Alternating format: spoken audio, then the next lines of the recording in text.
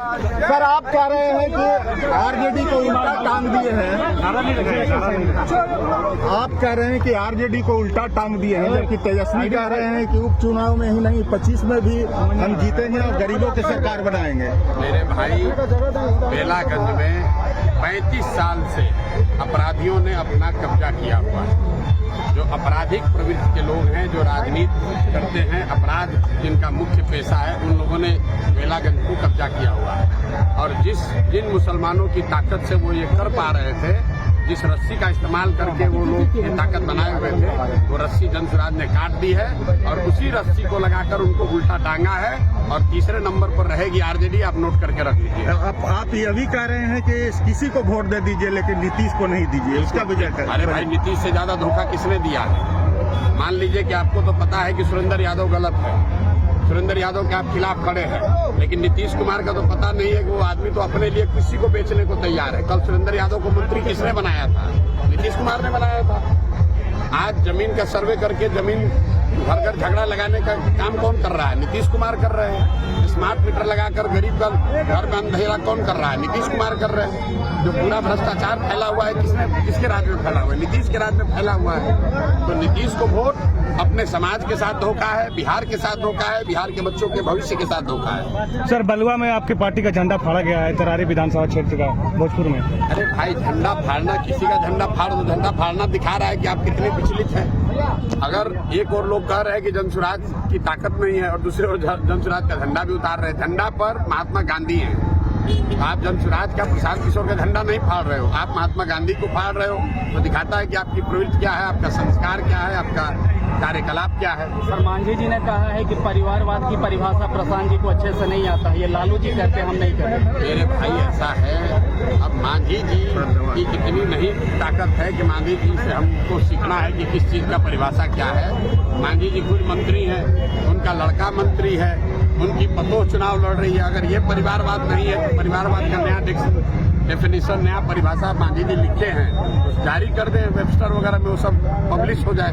जेडू वाले थे, उनके पास हम गए थे तो उनका कहना था कि जनसुराज पर महात्मा गांधी का फोटो लगा करके और प्रशांत किशोर जी कहते हैं कि हम शराब चालू करवा देंगे। बिल्कुल चालू करा देंगे भैया, ऐसा है। सुनो मेरी बात, अरे सुनो, अरे जिसको गांधी का ABCD मालूम नहीं है, जिस नेता ने ये कहा उससे पूछो कि गांधी जी ने कहाँ कहा है शराबबंदी के लिए कानून बना दो।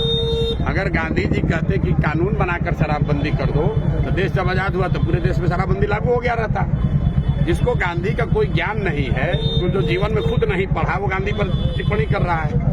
पहली बात समझिए, शराबबंदी हटाने की बात जो है, शराब जहाँ बंदी हो तब तो उसको हटाने की बात है। शराबबंदी कहाँ है बिहार में? शराबबंदी के नाम पर दुकान बंद है, होम डिलीवरी तो हो ही रहा है। महंगा हो गया, शराब महंगा हो गया अलग, जहरीली शराब बिक रही अलग, सैकड़ों लोग मर गए वो अलग, और बिहार के गरीब जनता का 20,000 करोड़ रुपए का नुकसान हो रहा है वो अलग। लेकिन ये 20,000 करोड़ रुपया जा कहाँ रहा है, पहले इसको समझिए।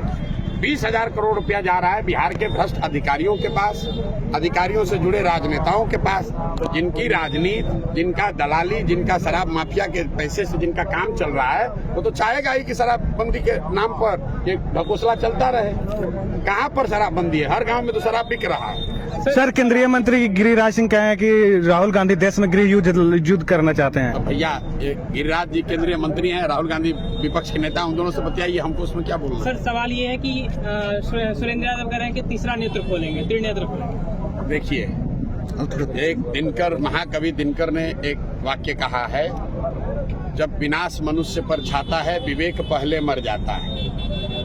त्रिनेत्रधारी हम लोग के लिए महादेव शंकर हैं। कोई व्यक्ति का तीसरा नेत्र नहीं हो सकता है।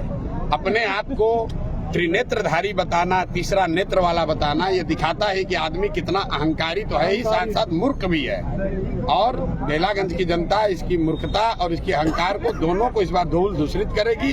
और आप देखेंगे कि पानी पीने को नहीं मिलेगा इस चुनाव के बाद। इतने बेचारे व्याकुल हैं कुछ। अब उस आदमी को देखिए, 2 दिन पहले उसने बयान दिया कि जो अमजद साहब हैं वो हमारे बेटे के दूसरे अब्बा हैं।